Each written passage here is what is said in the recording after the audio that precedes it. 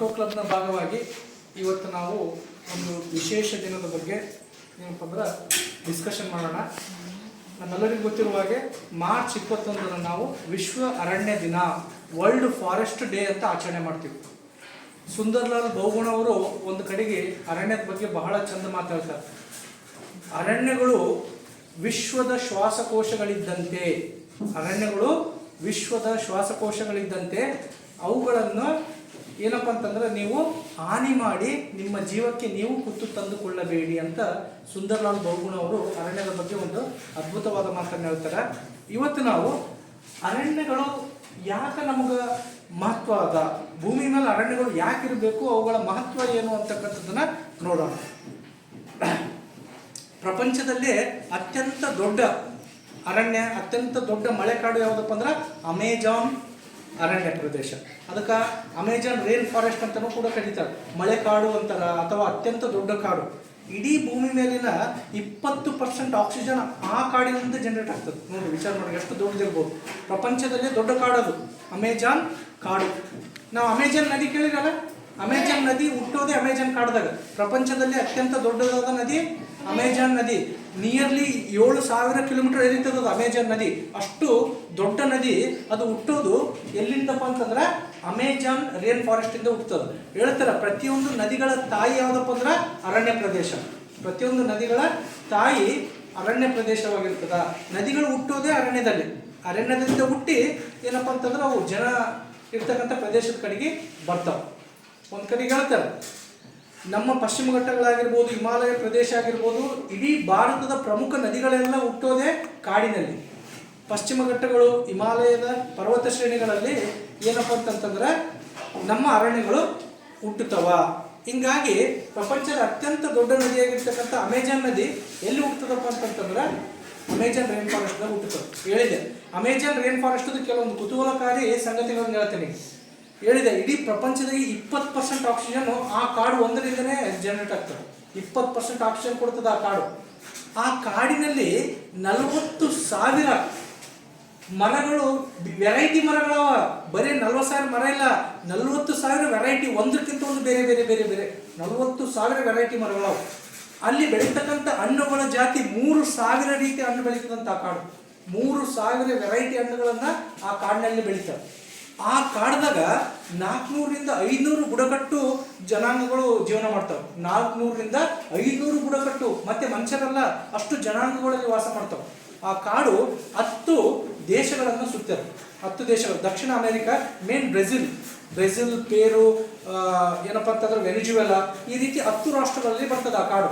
Main ಅಪ್ಪ ಅಂದ್ರೆ Mexico, ಯಾವುದು ಬ್ರೆಜಿಲ್ದಾಗ ಬರ್ತದೆ ಆ ಕಾಡು. ಸೊ ಅಲ್ಲೇ ಏನಪ್ಪ ಅಂದ್ರೆ ನಮ್ಗೆ ಅಮೆಜಾನ್ ನದಿ ಹುಟ್ಟುತ್ತದೆ. ಜೀವ ವೈವಿಧ್ಯತೆಯ ಹಾಟ್ಸ್ಪಾಟ್ ಅದು. ಇಡೀ ಪ್ರಪಂಚದಲ್ಲೇ ಜೀವ ವೈವಿಧ್ಯತೆಯ ಹಾಟ್ಸ್ಪಾಟ್ ಯಾವುದಪ್ಪ ಅಂತಂದ್ರೆ ಅಮೆಜಾನ್ ಮಳೆಕಾಡುಗಳು. ಅವು ಭೂಮಿಯ ಶ್ವಾಸಕೋಶಗಳಿದ್ದಂಗೆ. ಹೇಳಿನಲ್ಲ ಈಗನ ಕಾಡುಗಳು ಭೂಮಿಯ ಶ್ವಾಸಕೋಶಗಳು.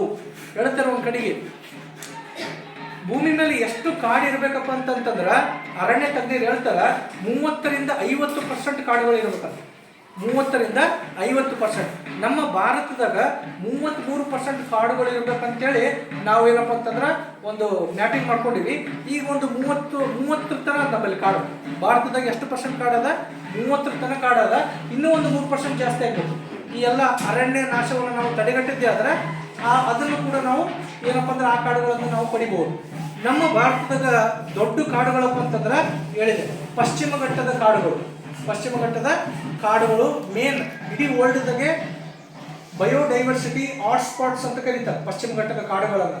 ಅಲ್ಲಿ ಯಾಕಂದ್ರೆ ಅಷ್ಟು ವೆರೈಟಿ ಗಿಡ ಮರಗಳವ, ಅಷ್ಟು ವೆರೈಟಿ ಪ್ರಾಣಿ ಪಕ್ಷಿಗಳವ. ಪಶ್ಚಿಮ ಘಟ್ಟಗಳು ಭಾಳಷ್ಟು ರಾಜ್ಯಗಳನ್ನು ಆದೋಗ್ತದೆ ಈ ಕಡೆ ಎಲ್ಲ ಸೈಡಿಗೆ, ಮಹಾರಾಷ್ಟ್ರ, ಗೋವಾ, ಕರ್ನಾಟಕ. ಸೊ ಈ ಎಲ್ಲ ಕೋಸ್ಟಲ್ ಲೈನ್ ಎಲ್ಲಪ್ಪ ಅಂದ್ರೆ ಪಶ್ಚಿಮ ಘಟ್ಟಗಳೇ. ಮತ್ತು ಹಿಮಾಲಯ ಪರ್ವತ ಶ್ರೇಣಿ, ಹೌದಾ, ಇಷ್ಟು ವಿಂಧ್ಯ ಪರ್ವತ ಶ್ರೇಣಿ ಆಗಿರ್ಬೋದು, ಸಾತ್ಪುರ ಆಗಿರ್ಬೋದು, ಇವೆಲ್ಲ ನಮ್ಮ ಭಾರತದಲ್ಲಿ ಬರ್ತಕ್ಕಂತಹ ದೊಡ್ಡ ದೊಡ್ಡ ಕಾಡುಗಳು. ಸೊ ಇವುಗಳನ್ನೆಲ್ಲ ನಾವು ಉಳಿಸ್ಕೊಳ್ಳೇಬೇಕಾದಂಥ ಏನಪ್ಪ ಅಂದ್ರೆ ಅನಿವಾರ್ಯತೆ ಅದ. ನಮ್ಮಿಂದ ಅವಕ್ಕೇನಿಲ್ಲ, ಅವತರಿಂದ ನಮಗಲ್ಲ. ಮಾನವ ಹೆಂಗಾಗಿಬಿಟ್ಟನಪ್ಪ ಅಂತಂದ್ರೆ ತನ್ನ ದುರಾಸೆಗಾಗಿ ಕಾಡುಗಳನ್ನು ಹಾಳು ಮಾಡಿ ನಮ್ಮ ಕುಣಿಯನ್ನು ನಾವೇ ತೊಡ್ಕೋತೀವಿ ಅಷ್ಟೇ, ಮತ್ತೇನಿಲ್ಲ. ನಮ್ಮ ಬಾಯಿಗೆ ನಾವೇ ಮಣ್ಣು ಹಾಕೊಂಡಾಗ ಕಾಡುಗಳನ್ನು ಏನಾದ್ರೂ ನಾವು ನಾಶ ಮಾಡಿದ್ದೆ ಆದ್ರೆ. ಅದಕ್ಕಂತಾನೆ ಅರಣ್ಯ ಸಾಧಕರು ಅಂತ ಬರ್ತಾರೆ. ಕಾಡುಗಳನ್ನು ಉಳಿಸಿರ್ತಕ್ಕಂಥ ಪುಣ್ಯಾತ್ಮರು ನಮ್ಮಲ್ಲಿ. ಅಂಥವ್ರುಗಳ ಬಗ್ಗೆ ಈಗ ನೋಡೋಣ.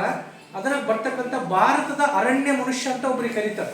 ಭಾರತದ ಅರಣ್ಯ ಮನುಷ್ಯ ಅವ್ರು ಯಾರಪ್ಪ ಅಂದ್ರೆ ಜಾದವ್ ಮುಲ್ಲಾಯ್ ಪಹೆಂಗ್. ಅವ್ರ ಹೆಸರು ಜಾದವ್ ಮುಲ್ಲಾಯ್ ಪಹೆಂಗ್.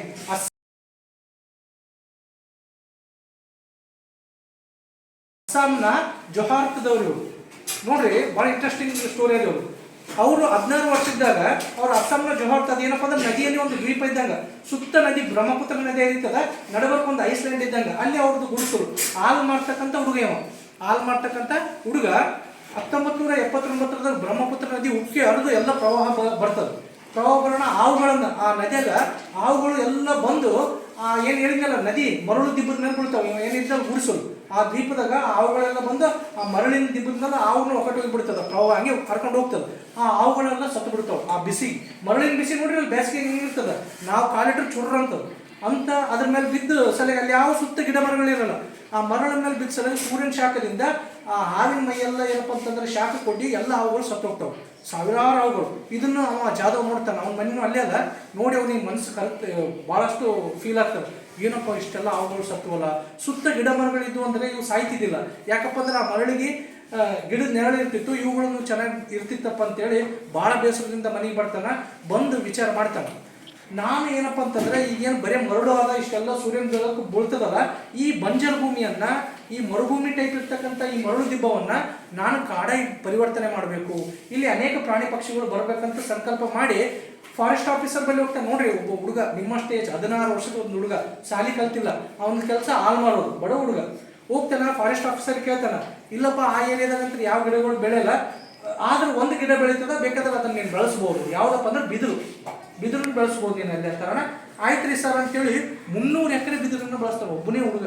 300 ಎಕರೆ ಫಸ್ಟಿಗೆ ಸ್ಟಾರ್ಟಿಂಗ್ ಅವನ ಫಸ್ಟಿಗೆ ಕಾಲದಾಗ ಅವನು ಏನು ಸ್ಟಾರ್ಟಿಂಗ್ 16 ವರ್ಷ ಇರ್ತಾನಲ್ಲ, 300 ಎಕರೆದಾಗ ಬಿದಿರಿನ ಮರಗಳನ್ನು ಒಬ್ಬನೇ, ಯಾರೇನು ಸಹಾಯ ಮಾಡಿಲ್ಲ, ತನ್ನ ಸ್ವಂತ ರೊಕ್ಕದಿಂದಲೇ ಆಲ್ಮೈರಿಂದ ಬಂದ ರೊಕ್ಕದಿಂದಲೇ ಬಿದಿರು ಗಿಡಗಳನ್ನು ನೆಡ್ತಾನೆ. 300 ಎಕರೆ ನೆಡ್ತಾನೆ. ಒಂದೇ ವರ್ಷದಾಗ 1-2 ವರ್ಷದಾಗ ಆ ಏನು ಮರಳು ದಿಬ್ಬ ಏನು ಮರುಭೂಮಿ ಇದ್ದಂಗೆ ಇತ್ತಲ್ಲ, ಚಲೋ ಈಗ ಒಂದು ಹುಲ್ಲು ಕಡ್ಡಿ ಬೆಳ್ಳಾಡ್ತಕ್ಕಂಥ ಪ್ರದೇಶ 300 ಎಕರೆ ಬಿದಿರಿನಿಂದ ಕೂಡಿಬಿಡ್ತದ. ಫುಲ್ಲು ಖುಷಿ ಆಗ್ತದೆ ಅವನಿಗೆ. ಆಮೇಲೆ ಮತ್ತೆ ಸ್ವಲ್ಪ 1-2 ವರ್ಷ ಆಗಣ ಮತ್ತೆ ಅಲ್ಲಿ ಆ ಜಾಗದಾಗ ಬೇರೆ ಬೇರೆ ಗಿಡಗಳು ಯಾವ ಬೆಳಿಬೋದು ಅಂತೇಳಿ ತಿಳ್ಕೊಂಡು ಮತ್ತೆ ಆ ಗಿಡಗಳನ್ನು ಹಚ್ತಾನೆ.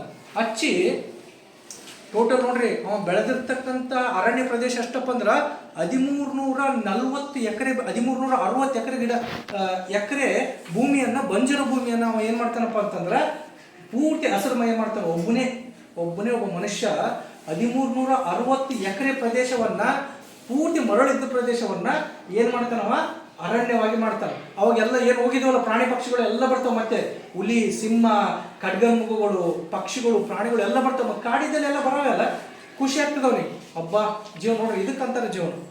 ಒಂದೇ ಒಂದು ಗಿಡ ಇರ್ಲಾರ್ದ ಪ್ಲೇಸ್ದಾಗ 16 ವರ್ಷದ ಒಂದು ಹುಡುಗ ಸಂಕಲ್ಪ ಮಾಡಿ ಫಸ್ಟಿಗೆ 300 ಎಕರೆದಾಗ ಬಿದಿರು ಬೆಳೆದು, ಆಮೇಲೆ 1360 ಎಕರೆ ಒಬ್ಬನೇ ಒಬ್ಬ ಮನುಷ್ಯ ಕಾಡನ್ನು ಬೆಳೆಸ್ತಾನ. ಲಕ್ಷಾನುಗಟ್ಟಲೆ ಮರಗಳನ್ನು ಒಬ್ಬನೇ ನೆಡತಾನೆ. ಅವನು 16 ವರ್ಷ, ಈಗ ಅವನಿಗೆ 66 ವರ್ಷ. ಈಗ 66 ವರ್ಷ. ಅವ ಸತತವಾಗಿ 40 ವರ್ಷಗಳು ಕೂಡ ಮರಗಳನ್ನೇ ನೆಟ್ಟಾನೆ, ಮರಗಳನ್ನೇ ಮಕ್ಕಳಂತೆ ಬೆಳೆಸಾನ. ಇವತ್ತು ಅಸ್ಸಾಂದಾಗ ಅಷ್ಟು ಚಂದ ಕಾಡು ಬೆಳೆದದು. ಅದಕ್ಕೆ ಕಾರಣ ಇವನೇ. ಆ ನದಿ ನಡಬರ್ಕಿರ್ತಕ್ಕಂಥ ವಿಶ್ವದ ದೊಡ್ಡ ಅರಣ್ಯ ಪ್ರದೇಶ ಅದು. ಅದಕ್ಕೆ ಅದರಲ್ಲಿರ್ತಕ್ಕಂಥ ಹಿಂದಿರ್ತಕ್ಕಂಥ ವ್ಯಕ್ತಿ ಜಾದವ್ ಮುಲ್ಲಾಯ್ ಪಹೆಂಗ್. ಅಷ್ಟೇ ಆಗ್ಲಾರ್ದೆ ನೋಡ್ರಿ ಅವ ಏನೋ ಕಾಡು ಬೆಳೆಸಿದ. ನೋಡ್ರಿ ಮನುಷ್ಯನ ಬುದ್ಧಿ ಹೆಂಗಿರ್ತದ. ಅವ ಕಾಡು ಬೆಳೆಸಿದ, ಕಾಡು ಪ್ರಾಣಿಗಳು ಬಂದು ಜನ ಬಿಡ್ಬೇಕಲ್ಲ. ಈಗ ಕಾಡು ಕಡೆಗಂತ ಈಗ ಬೆಳೆಸಕ್ಕಂತ ಯೋಗ್ಯತೆ ಇಲ್ಲ. ಈ ಕಾಡು ಕಡೆ ಮರಗಡೆಗಳಿಗೆ ಕರ್ಕೊಂಡು ಹೋಗಿ ನಾವು ರೊಕ್ಕ ಮಡಿಕೆಂಬಂತ ಕಾಡುಗಳು ಬಂದರು. ಇವ ಸುಮ್ಬಿಡ್ತಾನೆ. ಇವ ಅಷ್ಟು ಜೀವನ ತೆತ್ತು ಕಾಡು ಬೆಳೆಸಲ್ಲ. 1-2 ಸತಿ ಮರಗಳು ಬಂದಾಗ ಅವ್ರನ್ನೆಲ್ಲ ಒಡೆದು ಓಡಿಸ್ತಾನೆ ಇವನೇ. ಇಲ್ಲಿ ಕಡೆಗೆ ಬಂದ್ರೆ ಮಕ್ಕಳು ನಿಮ್ಮನ್ನೇ ಕಡಿತೀನಿ ನೋಡ್ರಿ ಅಂತೇಳಿ ಮತ್ತೆ ಅವ್ರು ಹೊಡಿ ಹೋಗ್ತಾರೆ. ಒಂದು ಸತಿ ಖಡ್ಗ ಮೃಗ ಅಂದ್ರೆ ಗೊತ್ತಲ್ಲ, ಗೇಂಡ ಮೃಗ, ಅವುಗಳನ್ನ ಕೊಲ್ಲಕ್ಕೆ ಬಂದಿರ್ತಾರೆ ಕೆಲವೊಬ್ರು ಕಾಡುಗಳು. ಅವ್ರಿಗೆ ಮತ್ತೆ ಫಾರೆಸ್ಟ್ ಆಫೀಸರ್ಗೆ ಹೇಳಿ ಏನಪ್ಪ ಅಂತಂದ್ರೆ ಆ ಒಂದು ಪ್ರಾಣಿಗಳನ್ನು ಉಳಿಸ್ತಾನೆ. ಹಿಂಗೆಲ್ಲ ಮಾಡಿದ ಸಲಗ ಅಲ್ಲಿನ ಜನ ಆ ಅರಣ್ಯ ಪ್ರದೇಶಕ್ಕೆ ಇವನ ಹೆಸರು ಇಡ್ತಾರೆ, ಮುಲ್ಲಾಯ್ ರಿಸರ್ವ್ ಫಾರೆಸ್ಟ್, ಮುಲ್ಲಾಯ್ ಸಂರಕ್ಷಿತ ಅರಣ್ಯ ಪ್ರದೇಶ ಅಂತ. ಮುಲ್ಲಾಯ್ ಅಂತಕ್ಕಂಥದ್ದು ಇವರು ಅಡ್ಡ ಸರ್ನೇಮ್, ಜಾದವ್ ಮುಲ್ಲಾಯ್ ಪಹೆಂಗ್. ಅವ ಅಷ್ಟೆಲ್ಲ ಬೆಳೆಸನ ಈ ಕಾಡಿಗೆ ಅವನ ಹೆಸರು ಇಡೋಣ ಅಂತೇಳಿ ಅಸ್ಸಾಂನ ಜೊಹಾರ್ತ್ದ ಜನ ಡಿಸೈಡ್ ಮಾಡಿ ಆ ಅರಣ್ಯ ಪ್ರದೇಶವನ್ನ ಮುಲ್ಲಾಯ್ ಸಂರಕ್ಷಿತ ಅರಣ್ಯ ಪ್ರದೇಶ ಅಂತ ಅಸ್ಸಾಂ ಸರ್ಕಾರ ಘೋಷಣೆ ಮಾಡ್ತದ. ಇವತ್ತ ಪ್ರಪಂಚದಲ್ಲೇ ಯುನಿಕ್ ಕ್ಯಾರೆಕ್ಟರ್ ಅವ, ಸುಮ್ಮನೆ ಅಲ್ಲ. 13 ಈಗಲೂ ಕೂಡ 66 ವರ್ಷ. ಈಗಲೂ ನೋಡ್ರಿ ಇನ್ನೂ ವಿಚಾರ ಮಾಡಕತ್ತಾನಂತವ, ಇನ್ನೊಂದು ಕಾಡನ್ನು ಬೆಳೆಸ್ತೀನಿ ನಾನು, ಒಟ್ಟ ನಾನು ಸಾಯತನ ಕಾಡನ್ನು ಬೆಳೆಸ್ತೀನಂತ. ಈಗ ಇನ್ನೊಂದು 66 ವರ್ಷ ಆದ್ರೂ ಕೂಡ ಇನ್ನೊಂದು ಕಾಡು ಬೆಳೆಸ್ಬೇಕು, ಇನ್ನೂ ಸ್ವಲ್ಪ ಎಕರೆಗಳಷ್ಟು ನಾನು ಏನಪ್ಪ ಅಂತಂದ್ರೆ ಮರಗಳನ್ನು ನೆಡಬೇಕಂತ ಇನ್ನೂ ಅವನ ಮನಸ್ಸಿನಲ್ಲಿ ಸಂಕಲ್ಪ. ಆಕೆಯ ಮಗಳು ಬರ್ತಾಳ, ಮುನ್ಮುನಿ ಅಂತ ಆಕಿನ ಹೆಸರು, ಮುನ್ಮುನಿ.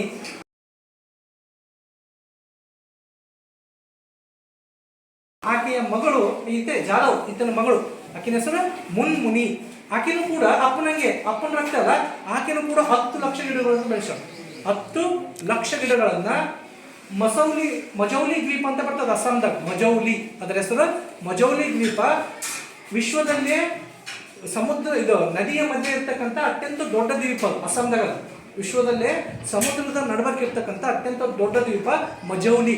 ಅಲ್ಲಿನ ಸುತ್ತಮುತ್ತ ಸ್ವಲ್ಪ ಮರಳಿನ ದಿಬ್ಬದ ಸಲಗ ಜಾಧವನ ಮಗಳು ಮನ್ಮುನಿ ಈಕೆ ಏನು ಮಾಡ್ತಾಳೆ, 10 ಲಕ್ಷ ಗಿಡಗಳನ್ನ ಈಕಿನೇ ಸ್ವಂತ ನೆಡ್ತಾಳೆ. ನೋಡ್ರಿ, ತಂದೆಗೆ ಮಗಳು ಇಬ್ಬರು, ತಂದೆ 1360 ಎಕರೆ ಮಾಡಿದ, ಮಗಳು 10 ಲಕ್ಷ ಗಿಡಗಳನ್ನ ನೆಟ್ಟು. ಇವರಿಬ್ಬರು ಕಲಿತು ಅಸ್ಸಾಂನ ಏನಪ್ಪ ಅಂದ್ರೆ ಒಂದು ದೊಡ್ಡ ಅರಣ್ಯ ಪ್ರದೇಶವಾಗಿ ಮಾಡ್ಯಾರ. ಇವರಿಬ್ಬರು ಸಾಧಕರು.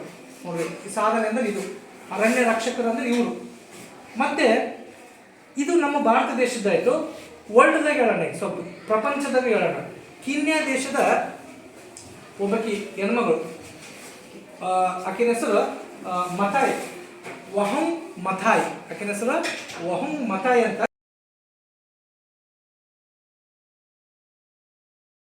ಕೀನ್ಯಾ ದೇಶದ ಒಬ್ಬ ಹೆಣ್ಮಗಳಕಿ. ಆಕಿ ಏನ್ ಮಾಡ್ತಾರ, ಕೀನ್ಯಾ ದೇಶದಾಗ ಹಿಂಗೆ ಮರಗಳ ತರ ನಡೀತಿರ್ತಾರ, ಡಿಫಾರೆಸ್ಟ್ರೈಸೇಷನ್ ಮಾಡ್ತಿರ್ತಾರ, ಮರಗಳನ್ನೆಲ್ಲ ಕಟ್ ಮಾಡ್ತಿರ್ತಾರೆ. ಅವಾಗ ಆಕಿ ಸರ್ಕಾರದಿಂದ ಸಿಡಿದೇಳ್ತಾಳೆ, ಹಿಂಗೆ ನೀವು ಮರಗಳನ್ನ ಕಡಿದ್ರ ಹೆಂಗ ನಾಳಿನ ಪೀಳಿಗೆಗೆ ಎಲ್ಲ ಲಾಸ್ ಆಗ್ತದವನ್ನ ಸರ್ಕಾರಕ್ಕೆ ಒಡೆದು ಏನಪ್ಪ ಅಂದ್ರೆ ಜೈಲಾಗ ಆಗ್ತದೆ 2 ವರ್ಷಕ್ಕೆ. ಆದ್ರೂ ಬಿಡಲ್ಲ. 1977 ಗ್ರೀನ್ ಬೆಲ್ಟ್ ಮೂವ್ಮೆಂಟ್ ಅಂತ ಮಾಡ್ತಾರೆ. ಗ್ರೀನ್ ಬೆಲ್ಟ್ ಮೂವ್ಮೆಂಟ್ ಅಂತ ಅಂದ್ರೆ ಹಳ್ಳಿ ಹೆಣ್ಮಕ್ಳನ್ನ ಕರ್ಕೊಂಡೆ ಗಿಡಗಳನ್ನು ನೆಡೋದು. ಈಕಿನೇ ಕ್ಯಾಪ್ಟನ್. ಗಿಡಗಳನ್ನು ನೆಡ್ತಾರೆ. ಎಷ್ಟು ಗಿಡ ನೆಡ್ತಾರೆ ಗೊತ್ತಾ? ಆಕೆ ಮತ್ತು ಆಕೆಯ ಸಂಗಡಿಗರು ನೆಟ್ಟ ಗಿಡಗಳು 5 ಕೋಟಿ ಗಿಡಗಳನ್ನ ಆ ತಾಯಿ ನೆಡ್ತಾಳೆ. ಪೂರ್ತಿ ಎಲ್ಲ ಆಫ್ರಿಕಾದಾದ್ಯಂತ ನೆಡ್ತಾಳೆ. ಕೀನ್ಯಾ ದೇಶದ ಈಕೆ ನೋಡ್ರಿ, ಯಾರು ಕೀನ್ಯಾ ದೇಶದ ಸರ್ಕಾರ ಬಿಡಲ್ಲ, ಬಾರ್ ಈಕಿನ ಜೈಲಿಗೆ ಆಗ್ತಿರ್ತದೆ. ಯಾಕಂದ್ರೆ ಮತ್ತೆ ಅವ್ರು ಕಳ್ಳಾಟ ಗೊತ್ತು ಮಾಡ್ಕೊತಾರಲ್ಲ ಈಕೆ, ಆದ್ರೂ ಕೂಡ ಬಿಡಲ್ಲ. ಹೊರಗೆ ಬಂದು ಮತ್ತೆ ಗಿಡಗಳನ್ನ ನೆಡ್ತಾರ. 2004 ಈಕೆಗೆ ನೋಬೆಲ್ ಶಾಂತಿ ಪ್ರಶಸ್ತಿ ಕೊಡ್ತಾರೆ. ಆಫ್ರಿಕಾದ ಮೊದಲ ಮಹಿಳೆ ನೋಬೆಲ್ ಶಾಂತಿ ಪ್ರಶಸ್ತಿಯನ್ನ ಅರಣ್ಯ ಉಳಿಸಿ ಸಲಹೆ ಪಡಿತಾಳೆ. 5 ಕೋಟಿ ಗಿಡಗಳನ್ನ ನೆಡ್ತಾರೆ ಕೀನ್ಯಾ ಮತ್ತು ಆಫ್ರಿಕಾದಾದ್ಯಂತ ಈ ಒಬ್ಬ ಮಹಿಳೆ. ಇಂಥ ಒಬ್ಬಕಿ ಸಾಧಕಿ, ಈಕೆ ಅಂತಾರಾಷ್ಟ್ರೀಯ ಮಟ್ಟದ ಸಾಧಕಿ. ಹೇಳಿದೆ, ಕೀನ್ಯಾ ದೇಶದ ಒಬ್ಬ ಏನಪ್ಪ ಅಂತಂದ್ರೆ ಎಜುಕೇಟೆಡ್ ಎನ್ವಿರಾನ್ಮೆಂಟ್ ಅಂದ್ರೆ ಓದಿರ್ತಕ್ಕಂಥ ಪರಿಸರವಾದಿಕೆ. ಈಕೆ PhD ಪಡೆದಾಳ. ಕೀನ್ಯಾದಾಗೆ ವೆಸ್ಟರ್ನ್ ಆಫ್ರಿಕಾದಾಗೆ PhD ಪಡೆದ ಮೊದಲ ಮಹಿಳೆ ಈಕೆ. ಪರಿಸರ ಪ್ರೇಮ ನಮ್ಮೆಲ್ಲರಿಗೂ ಏನಪ್ಪ ಅಂತಂದ್ರೆ ಕಣ್ ತೆರೆಸ್ತಕ್ಕಂಥದ್ದು. 5 ಕೋಟಿ ಗಿಡಗಳಂದ್ರೆ ಅದು ಸುಮ್ಮನೆ ಆಯ್ತಾ? 5 ಕೋಟಿ ಗಿಡಗಳನ್ನು ಬೆಳೆಸ್ಯಾರ ಅವರು ಕೀನ್ಯಾದವರು. ಮತ್ತೆ ನಮ್ಮ ಭಾರತದ ಆದಂತಹ ವಂದನಾ ಶಿವ,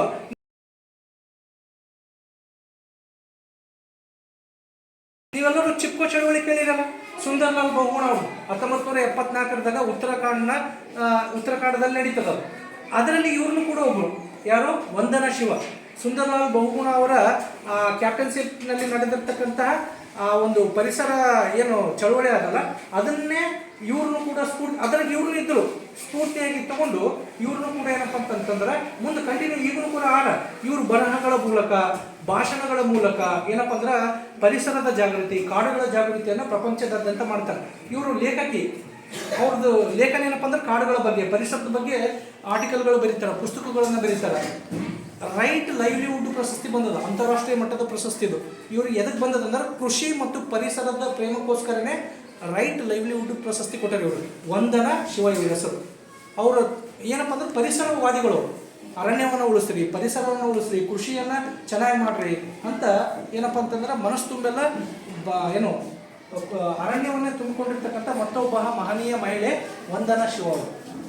ನೆಕ್ಸ್ಟ್ ಮತ್ತೊಬ್ಬರು ಬರ್ತಾರ, ನಮ್ಮ ಕರ್ನಾಟಕದವರೇ ಆಗಿರ್ತಕ್ಕಂಥ ತುಳಸಿ ಗೌಡ. ಕೇಳಿರ್ಬೇಕಲ್ಲ ಹೆಸರು. ಉತ್ತರ ಕನ್ನಡ ಜಿಲ್ಲೆಯ ತುಳಸಿ ಗೌಡ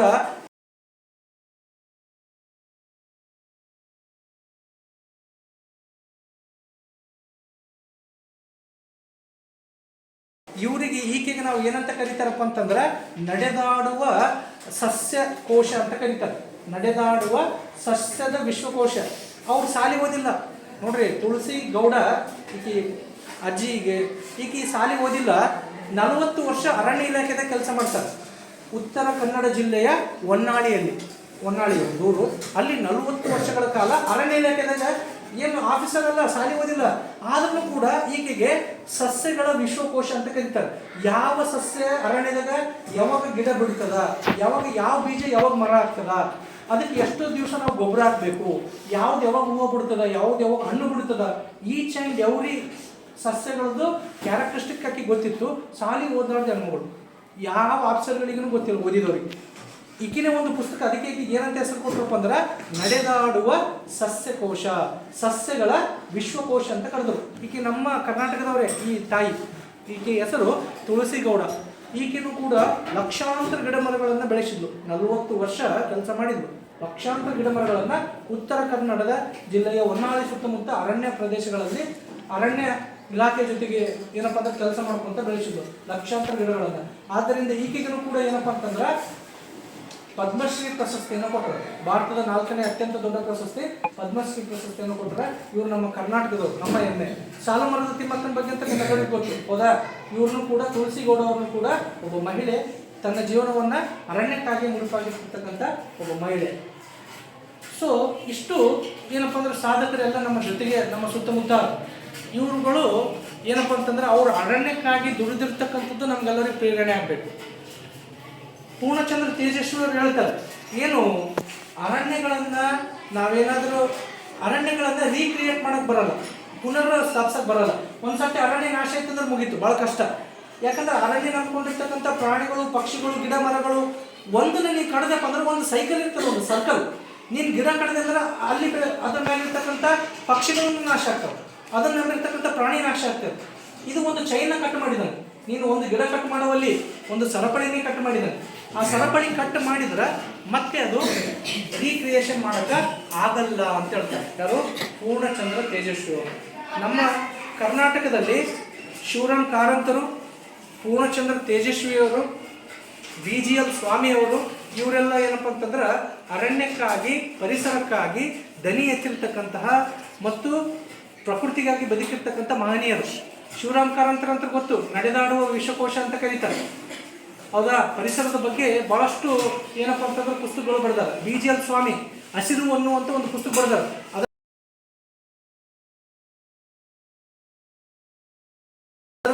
ಬಹಳಷ್ಟು ಗಿಡ ಮರಗಳ ಕ್ಯಾರೆಕ್ಟರಿಸ್ಟಿಕ್ಸ್ ಅವು, ಅದನ್ನು ಓದಿರಿ. ಅದಕ್ಕೆ ಕೇಂದ್ರ ಸಾಹಿತ್ಯ ಅಕಾಡೆಮಿ ಪ್ರಶಸ್ತಿ ಬಂದರು. ಹಸಿರು ಒನ್ನು VGL ಸ್ವಾಮಿ. ಯಾರಪ್ಪ ಅಂದ್ರೆ DVG ಗೊತ್ತಲ್ಲ, ಮಂಕುತಿಮ್ಮನ ಕಗ್ಗ ಅವ್ರ ಮಗ VGL ಸ್ವಾಮಿ. ಅವ್ರು ಏನಪ್ಪ ಅಂತಂದ್ರೆ ಹಸಿರು ಒನ್ನು ಅಂತ ಒಂದು ಪುಸ್ತಕ, ಅದ್ರಾಗ ಸಾವಿರಾರು ಗಿಡದ ಮಾಹಿತಿ ಅದು.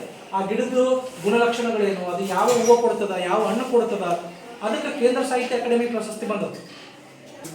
ಅವ್ರ ಹೆಸರು ಸುಗತ ಕುಮಾರಿ.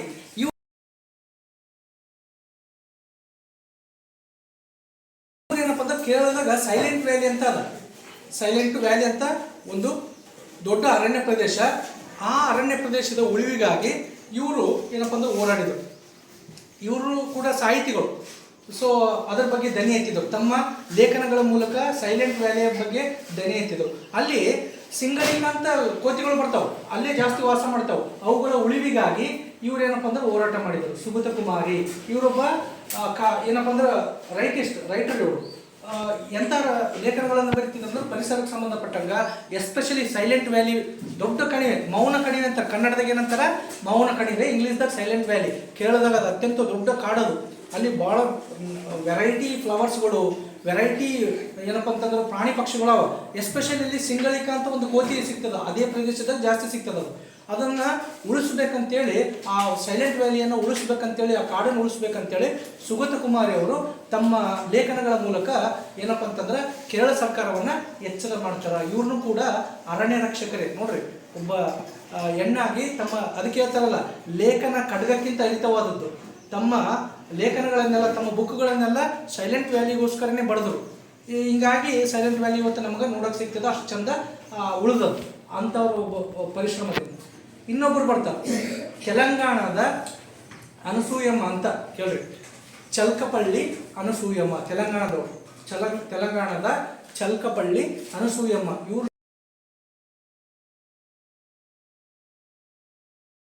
ಸಾಧನೆ ಅಂತಿದ್ದದಲ್ಲ. ಹಳ್ಳಿ ಊರಿನ ಒಬ್ಬ ಮಹಿಳೆ ತನ್ನ 25 ವರ್ಷದಲ್ಲಿ 20 ಲಕ್ಷ ಗಿಡಗಳನ್ನು ನೆಟ್ಟರು. ತೆಲಂಗಾಣದ ಚಲ್ಕಪಳ್ಳಿ ಅನಸೂಯಮ್ಮ ಇವರು 25 ವರ್ಷದಾಗ 20 ಲಕ್ಷ ಗಿಡಗಳನ್ನು ನೆಟ್ಟರು. ಒಬ್ಬರೇ, ಯಾರ ಸಹಾಯನೂ ಇಲ್ಲ. ತಾವೇ ಏನಪ್ಪ ಅಂದ್ರೆ ತಮ್ಮ ಸುತ್ತಮುತ್ತ ಇರ್ತಕ್ಕಂಥ ಒಂದು 22-25 ಹಳ್ಳಿಗೆ ಹೋಗಿ ಗಿಡಗಳನ್ನು ನೆಡೋದು, ಅವುಗಳನ್ನು ಬೆಳೆಸೋದು. 25 ವರ್ಷ ಈ ಕೆಲಸ ಮಾಡ್ಯಾರ, 20 ಲಕ್ಷ ಗಿಡ ನೆಟ್ಟಾರ. ಸುಮ್ಮನೆ ಅಲ್ಲ, ಇಂಥವ್ರನ್ನ ನಾವು ನೆನಿಬೇಕು ಅರಣ್ಯ ದಿವಸ. ಯಾಕಂದ್ರೆ ಇವರೆಲ್ಲ ನಮ್ಗೆ ಮುಂದಿನ ಪೀಳಿಗೆಗೆ ಇವರೇ ದಾರಿದೀಪ. ಇವತ್ತು ಯಾಕೆ ಈ ಅರಣ್ಯ ಸಾಧಕರ ಬಗ್ಗೆ, ವಿಶ್ವ ಅರಣ್ಯ ದಿನದ ಬಗ್ಗೆ ಮಾತಾಡ್ತಾನೆ ಇದ್ದೀನಪ್ಪ ಅಂತಂದ್ರೆ, ನಿಜವಾದ ಹೀರೋಗಳು ಇವರೆಲ್ಲ. ನಮಗೆ ಮುಂದಿನ ಹೀರೋನಿಗಳು ಯಾರಪ್ಪ ಅಂದ್ರೆ ಇವತ್ತೇನು ನಾವು ಹೇಳಿದ್ವಲ್ಲ, ಇವರೇ ನಿಜವಾದ ಹೀರೋಗಳು. ಪರಿಸರವನ್ನು ಉಳಿಸೋರೇ ಹೀರೋಗಳು. ಯಾಕಪ್ಪ ಅಂದ್ರೆ ಪರಿಸರ ನಾಶ ಆಯ್ತಂದ್ರೆ ಏನೂ ಇಲ್ಲ, ಪರಿಸರವೇ ಎಲ್ಲ. ಪರಿಸರ ಇರ್ಬೇಕಂದ್ರೆ ಏನೂ ಇಲ್ಲ. ಹಿಂಗಾಗಿ ಇವ್ರುಗಳು ಏನು ನಮ್ಗೆ ಹಾಕಿಕೊಟ್ಟಿರಲ್ಲ, ಅದನ್ನು ನಾವು ಕ್ಯಾರಿ ಫಾರ್ವರ್ಡ್ ಮಾಡಬೇಕು. ಅಟ್ಲೀಸ್ಟ್ ಒಂದು ಗಿಡನಾದ್ರೂ ನಾವು ನೆಟ್ಟು ಬೆಳೆಸ್ಬೇಕಾಗ್ತದೆ. ಅವ್ರನ್ನ ನಾವು ಲಕ್ಷಾನುಗಟ್ಟಲೆ ಬೆಳೆಸೋಕ್ಕಿಲ್ಲ, ಒಂದು ನೆಡ್ಬೋದಲ್ಲ, ಒಂದು ಗಿಡನಾದ್ರೂ ನಾವು ನೆಟ್ಟು ಬೆಳೆಸ್ಬೇಕು. ಗಿಡ ಕಡಿಯೋದು ಬೇಡ, ಡಿಫಾರೆಸ್ಟೇಷನ್ ಮಾಡೋದು ಬೇಡ. ನಿಮ್ಗೆಲ್ಲರಿಗೂ ಗೊತ್ತು ಅರಣ್ಯ ನಾಶದಿಂದ ಏನೆಲ್ಲ ನುಕ್ಸಾನ್ಗಳಾದಂತ. ಮಣ್ಣಿನ ಫಲವತ್ತತೆ ಹಾಳಾಗ್ತದೆ, ಹೌದಾ, ಪ್ರವಾಹಗಳು ಬರ್ತವ, ಗ್ಲೋಬಲ್ ವಾರ್ಮಿಂಗ್ ನೋಡ್ರಿಲ್ಲ ಎಷ್ಟು ಹೀಟ್ ಬರ್ತದೆ. ಈಗ ಸೂರ್ಯನ ಕಿರಣಗಳು ಬ್ಯಾಸಿಗೆ ಹೊಡಿತದೆ. ಯಾಕಂದ್ರೆ ಅರಣ್ಯಗಳೆಲ್ಲ ಮರಗಳು ಕಟ್ ಮಾಡಕತ್ತೀವಿ. ಟೈಮ್ ಇಲ್ಲ ಟೈಮಿಗೆ ಮಳೆ ಬರ್ತದ, ಪ್ರವಾಹಗಳು ಬರ್ತವ, ಭೂಮಿ ಬೆಳೆ ಬಂತು, ಮಣ್ಣಿನ ಫಲವತ್ತತೆ ಹಾಳಾಗಕತ್ತದ. ಇದಕ್ಕೆಲ್ಲ ಮುಖ್ಯವಾದ ಕಾರಣ ಏನಪ್ಪ ಅಂದ್ರೆ ಅರಣ್ಯ ನಾಶ. ನಾವು ಅರಣ್ಯವನ್ನು ನಾಶ ಮಾಡಕತ್ತೀವಿ. ನಮ್ಮ ಒಂದು ದುಡ್ಡಿನ ದುರಾಸೆಗಾಗಿ ನಾವು ಅರಣ್ಯವನ್ನು ನಾಶ ಮಾಡಿದ್ದೆ ಆದರೆ ಹೇಳಿದ್ದಲ್ಲ, ನಮ್ಮ ಕುಣಿಯನ್ನು ನಾವೇ ತೋಡ್ಕೊಂಡಲ್ಲ. ಹಿಂಗೆ ಮಾಡಬಾರ್ದು ಅಂತ ನಮ್ಮ ಮುಂದಿನ ಪೀಳಿಗೆಗೂ ಕೂಡ ನಾವು ಇವುಗಳನ್ನೆಲ್ಲ ಉಳಿಸ್ಬೇಕು. ಮುಂದಿನ ಪೀಳಿಗೆಗೆ ನೀವು ರೊಕ್ಕ ಉಳಿಸ್ಬೇಕಾಗಿಲ್ಲ, ನೀವು ಮುಂದಿನ ನಿಮ್ಮ ಮಕ್ಕಳಿಗೆ ಮೊಮ್ಮಕ್ಕಳಿಗೆ ಕೊಡಬೇಕಾಗಿರೋ ಗಿಫ್ಟ್ ಯಾವುದಪ್ಪ ಅಂದ್ರೆ ನೇಚರ್, ಪ್ರಕೃತಿಯನ್ನೇ ಅವ್ರಿಗೆ ಕೊಟ್ಟು ಹೋಗ್ಬೇಕು. ನಿನ್ನ ದುಡ್ಡು ಬೇಕಾಗಿಲ್ಲ ಅವರಿಗೆ, ನಿನ್ನ ಜ್ಞಾನ ಬೇಕಾಗಿಲ್ಲ ಅವ್ರಿಗೆ. ಈಗೇನು ನಮ್ಮ ಮುತ್ತಾಗಿ ನಮ್ಗೆ ಇದು ಉಳಿಸಿರಲ್ಲ, ಅದನ್ನೇ ನಾವು ಅವ್ರಿಗೆ ಉಳಿಸಿ ಹೋಗ್ಬೇಕು. ಈಗ ನಾವು ಹಿಂದಿನವ್ರಿಗೆ ನೆನೆಸ್ತೀವಿ, ಯಾಕಂದ್ರೆ ಇಷ್ಟೆಲ್ಲ ಆದ್ರೂ ಕೂಡ ಇಷ್ಟು ಕಣ್ಣಿಗೆ ಏಪ್ಪ ಎಷ್ಟು ಚಂದ ಅದ. ಮುಂದಿನವ್ರನ್ನೂ ಕೂಡ ನಮ್ಮನ್ನು ನೆನೆಸ್ಬೇಕಪ್ಪ ಅಂತಂದ್ರೆ ನೀನು ದುಡ್ಡಿಟ್ಟರೆ ನೀನು ನೆನೆಸಲ್ಲ, ನೀ ಪರಿಸರವನ್ನು ಉಳಿಸಿದ್ರೆ ನೆನೆಸ್ತಾರೆ. ಮುಂದಿನ ಪೀಳಿಗೆಗೆ ಸಾಲಿಗೆ ಅವರು ಆಕ್ಸಿಜನ್ ಮಾಸ್ಕ್ ಹಾಕಿ ಬರಲಾರ್ದಂಗೆ ಇರಲಿ. ನೋಡಿರ್ಬೇಕು ನೀವು ಕೊರೋನಾದಾಗ ಹೆಂಗಾಗಿತ್ತು ಸ್ಥಿತಿ. ಒಂದೇ ನಾವು ಗಿಡಗಳನ್ನು ಹಿಂಗೆ ಕಡ್ತೀವಪ್ಪ ಅಂದ್ರೆ ಆಕ್ಸಿಜನ್ ಮೂಗಿ ಗಿಟ್ಟಕೊಂಡು ಬರ್ಬೇಕಾಗ್ತದೆ ಶಾಲೆಗೆ ಮಕ್ಕಳು. ನಾಳೆಗೆ ಅವ್ರು ನಮಗೆಲ್ಲ ಹೋಗ್ಬಿಡ್ತಾರೆ. ಎಂಥ ನಮ್ಮ ಹಿರಿಯರು ಎಲ್ಲ ಗಿಡಗಳನ್ನು ಕಳೆದು ನಮ್ಗೆ ಎಂಥ ಪರಿಸ್ಥಿತಿ ತಂದರೆ, ಬ್ಯಾಗ್ ಹಾಕಿ ಬರೋ ಬದಲು ಅವ್ರು ಆಕ್ಸಿಜನ್ ಸಿಲಿಂಡರ್ ಹಾಕಿ ಬರ್ಬೇಕಾಗ್ತದೆ ಶಾಲೆಗೆ. ಒಂದು ಆಕ್ಸಿಜನ್ ಸಿಲಿಂಡರ್ನ ಬೆಲೆ 700 ರೂಪಾಯಿ. ಈಗಿಂದು ಒಂದು ಆಕ್ಸಿಜನ್ ಸಿಲಿಂಡರ್ಗೆ 700 ರೂಪಾಯಿ ಬೇಕು. ಒಂದು ದಿನಕ್ಕೆ ಮನುಷ್ಯ 3 ಸಿಲಿಂಡರ್ನ ಉಸಿರಾಡ್ತಾನೆ. 2100 ರೂಪಾಯಿ ಇತ್ತು ಬರೀ ಉಸಿರಾಡೋಕೆ. ತಿಂಗಳಿಗೆ 60,000 ರೂಪಾಯಿ ಇತ್ತು ಬರೀ ಉಸಿರಾಡಕ್ಕೆ. ನಿನಗೆ ಊಟ ತಿಂಡಿ ಬೇರೆ, ಮತ್ತೆ ನೀನು ಉಸಿರೇ 60,000 ರೂಪಾಯಿ ಆಡಕತ್ತಿದ್ಯಪ್ಪ ಅಂದ್ರೆ ನೀನು ಏನು ಗಳಿಸ್ಬೇಕು ವಿಚಾರ ಮಾಡಿ. ಪ್ರಕೃತಿ ನಮ್ಗೆ ಎಷ್ಟೆಲ್ಲ ಫ್ರೀ ಕೊಟ್ಟಾರೆ. ಇಂಥದನ್ನು ನಾವು ಹಾಳು ಮಾಡಿಬಿಟ್ಟಿವಪ್ಪ ಅಂದ್ರೆ ಮುಗೀತು, ಕತ್ತಲಾಗಿಬಿಡ್ತದೆ, ಜೀವನನೇ ಕತ್ತಲಾಗ್ತದೆ. ಆದ್ದರಿಂದ ನಾವೆಲ್ಲರೂ ಎಚ್ಚೆತ್ತುಕೊಳ್ಳೋಣ. ವಿಶ್ವ ಅರಣ್ಯ ದಿನ ದಿವಸ ಒಂದು ಸಂಕಲ್ಪ ಮಾಡೋಣ. ಅರಣ್ಯವನ್ನು ನಾಶ ಮಾಡೋದು ಬೇಡ, ಅರಣ್ಯವನ್ನು ಉಳಿಸೋಣ, ಬೆಳೆಸೋಣ. ಮುಂದಿನ ಪೀಳಿಗೆಗೆ ಅದನ್ನೇನಪ್ಪ ಅಂತಂದ್ರೆ ಸುಸ್ಥಿರವಾಗಿ ಕೊಡೋಣ. ಸುಸ್ಥಿರ ಅಂತಂದ್ರೆ ಹೆಂಗದ ಅದಕ್ಕಿಂತ ಇನ್ನೂ ಚೆನ್ನಾಗಿ ಕೊಡೋಣ. ಸೊ ಅಂತ ಸಂಕಲ್ಪ ಮಾಡ್ತಾ ತಮ್ಮೆಲ್ಲರಿಗೂ ಕೂಡ ಮತ್ತೊಮ್ಮೆ ವಿಶ್ವ ಅರಣ್ಯ ದಿನದ ಶುಭಾಶಯಗಳು.